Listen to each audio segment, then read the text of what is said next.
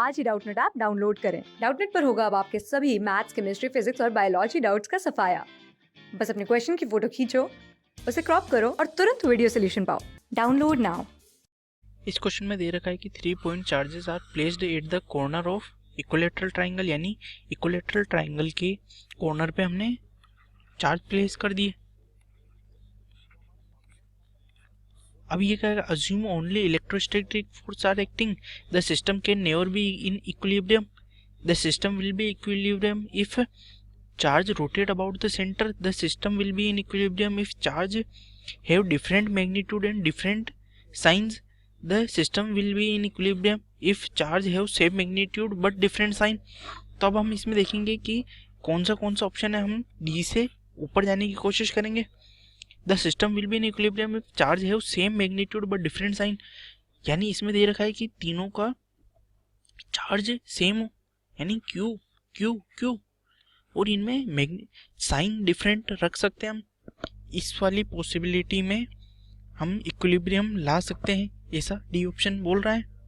तो हम देखेंगे कि मान लो हमारा ये पॉजिटिव चार्ज है, हमें इसको और इसको इक्विलिब्रियम में रखना है।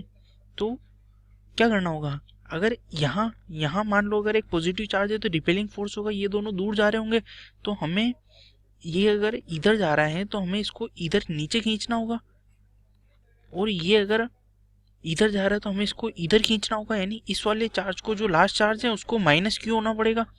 लेकिन इसकी वजह से ये दो चार्ज तो इक्विलिब्रियम में आ सकते हैं, लेकिन ये वाला जो चार्ज है इस पे एक नेट फोर्स इधर लगेगा, इस वजह से ये वाला चार्ज इक्विलिब्रियम में नहीं रहेगा। अगर ये प्लस क्यू होता है और ये माइनस होता है तो इसमें क्या होता है, ये दोनों एक दूसरे को अट्रैक्ट कर रहे होते, तो हमें इनके अपोजिट एक चार्ज लगाना पड़ता। अगर ये प्लस है ये माइनस है तो ये एक दूसरे को अट्रैक्ट कर रहे होते, तो हमें इनके अपोजिट एक चार्ज लगाना होता है। वो लगाते हैं, चलो यहाँ पे कोई भी एक अपोजिट चार्ज लगाते फिर भी काम नहीं बनता, क्योंकि अगर हमने यहाँ प्लस लगाया तो ये दोनों रिपेल कर जाते और ये दोनों अट्रैक्ट कर जाते।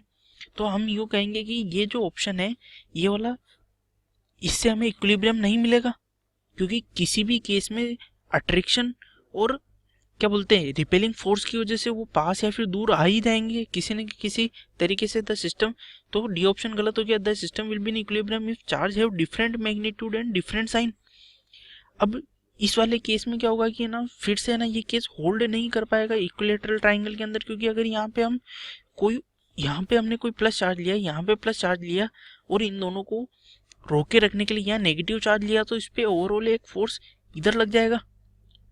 तो अगर हम मैग्नीट्यूड कम रखें या ज़्यादा रखें, फोर्स तो फिर भी इधर ही लगना है।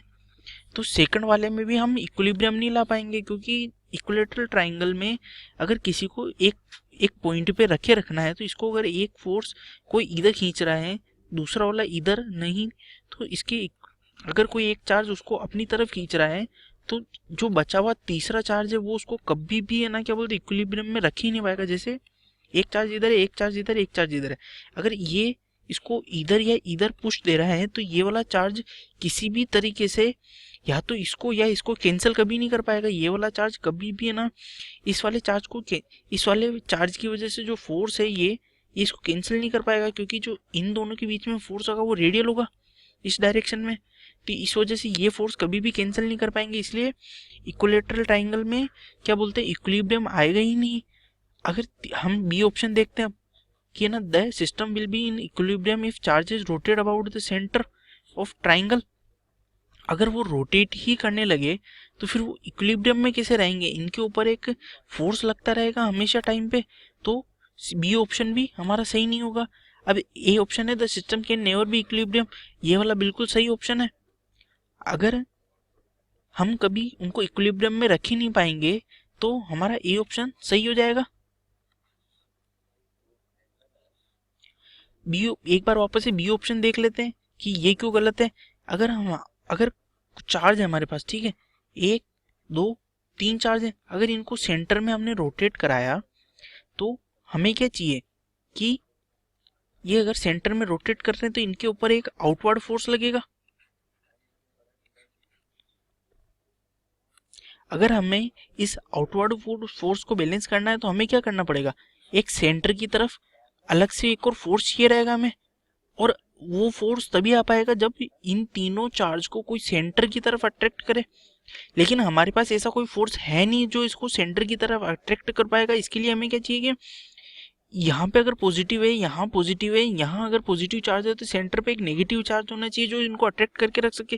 लेकिन हमारे पास ऐसा कोई चार्ज नहीं है कि जो इसको सेंटर के अबाउट एक सेंट्रीपिटल फोर्स दे सके। इसलिए हमारा बी ऑप्शन भी गलत हो जाएगा, क्योंकि जब ये चार्ज बाहर जाने की कोशिश करेंगे तो एक सेंट्रीपिटल फोर्स ये रहेगा हमारे को, और वो हमारे पास अवेलेबल नहीं है। तो ये आंसर हमारा गलत हो जाएगा, क्योंकि सेंट्रीफ्यूगल फोर्स अब अगर हमें चाहिए तो हमें या तो यहाँ कोई थ्रेड या फिर है ना कुछ हमारे पास रोड होनी चाहिए, और वो इसमें हम रख नहीं सकते क्योंकि ओनली 3 चार्जेस हैं और इक्विलेटरल ट्राइंगल के कॉर्नर्स पे रखे हुए हैं। तो यानी इसके अंदर और कोई भी रोड या फिर है ना स्ट्रिंग का इन्वॉल्वमेंट नहीं है, इसलिए हमारा सिर्फ ए आंसर होगा।